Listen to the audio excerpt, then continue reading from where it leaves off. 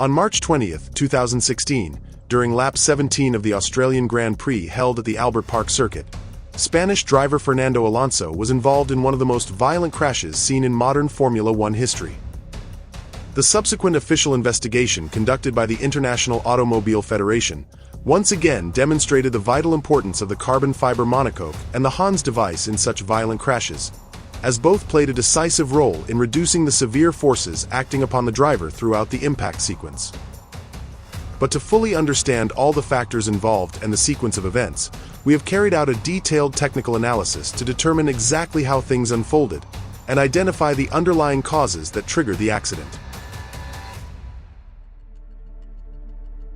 The 2016 Australian Grand Prix marked the opening round of a new Formula One season, representing one of the first real opportunities to assess the progress made by the ongoing McLaren Honda project.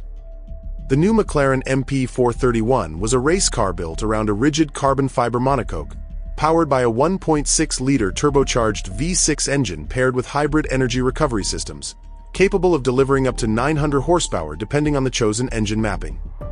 It served as an evolution of the previous year's MP4-30, boasting substantial aerodynamic and reliability upgrades, though it remained hampered by the Honda power unit's noticeable performance deficit compared to its primary competitors.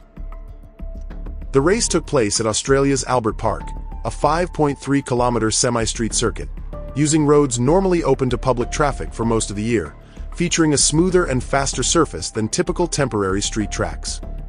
Its layout mixes long straights with sweeping medium-speed chicanes and heavy braking zones, encouraging elevated top speeds and exceptionally tight wheel-to-wheel passing maneuvers.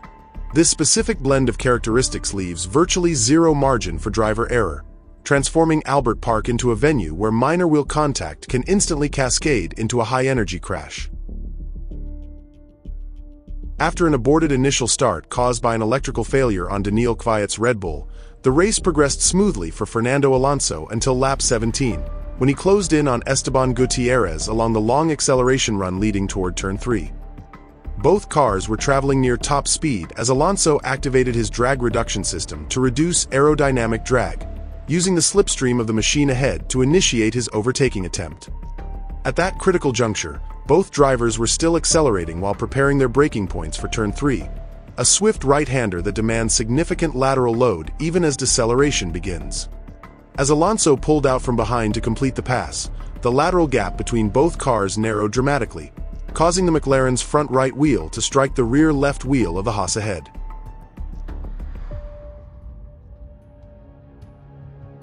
At the moment of contact, the McLaren's front right suspension was subjected to loads far exceeding its structural design limits, causing the suspension arms to fracture almost instantly, and the tire to lose its proper geometry and structural alignment.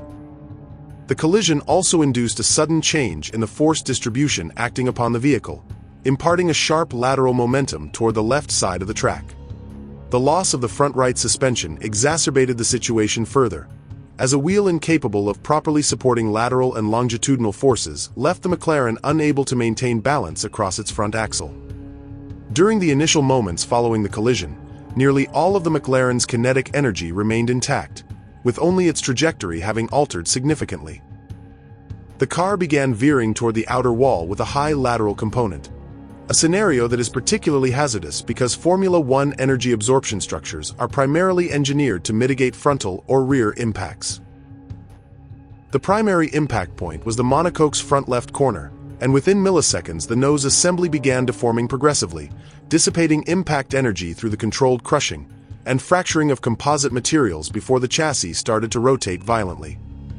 After rebounding off the barrier, the McLaren slid helplessly toward the runoff area, traveling tilted on its left side and scraping portion of its floorboard across the grass.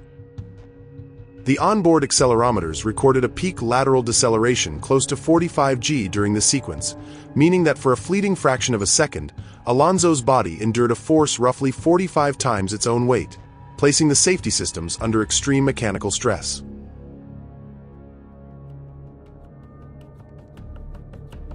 When the car left the asphalt and crossed the narrow strip of grass, it reached the gravel runoff area where the left side of the monocoque literally began digging into the surface, causing it to stop sliding and start sinking into the ground instead. While massive inertia continued driving the rest of the chassis forward, the underside became partially anchored in the gravel, acting as a pivot point and generating a violent rolling torque that lifted the car off the ground almost instantaneously. The McLaren was launched high into the air while executing roughly 1.5 full barrel rolls, completing an approximate 540-degree rotation, and remaining airborne for about 0.9 seconds. Following the mid-air rollover sequence, the first component to absorb the impact with the ground was the rear crash structure, which is specifically engineered to protect the gearbox and reduce the shock loads transmitted directly to the monocoque. After that initial contact, the car continued spinning on its rear section until coming to rest on the left side of its engine cover right in front of the tire wall, at which point the sensors recorded a peak deceleration close to 20 G. Despite the spectacular nature of the crash, the most critical part of the car remained virtually undamaged, as the carbon fiber survival cell preserved its structural integrity throughout the entire sequence. The front suspension and nose section had progressively disintegrated to dissipate kinetic energy, but the cockpit retained the necessary space to protect the driver's body. That distinction between sacrificable components and a non-deformable cell is one of the fundamental design tenets of a modern Formula One car.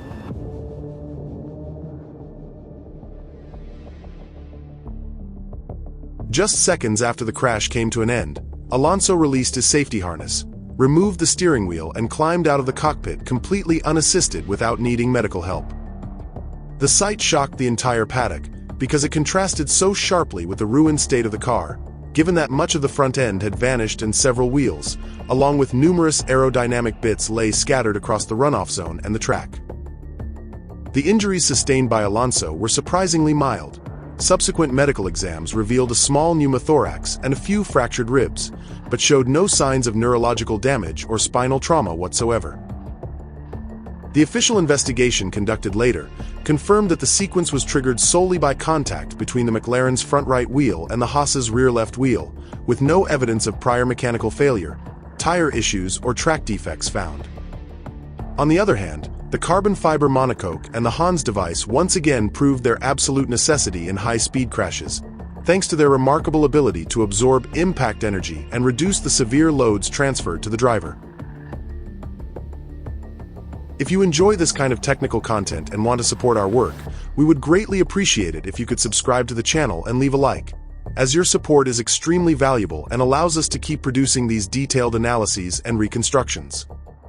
Lastly, before we wrap up, I would love to hear your thoughts down in the comments, and know who you believe was truly responsible for this accident. Thank you so much for watching. I'll be reading your comments, and I'll see you all in the next video.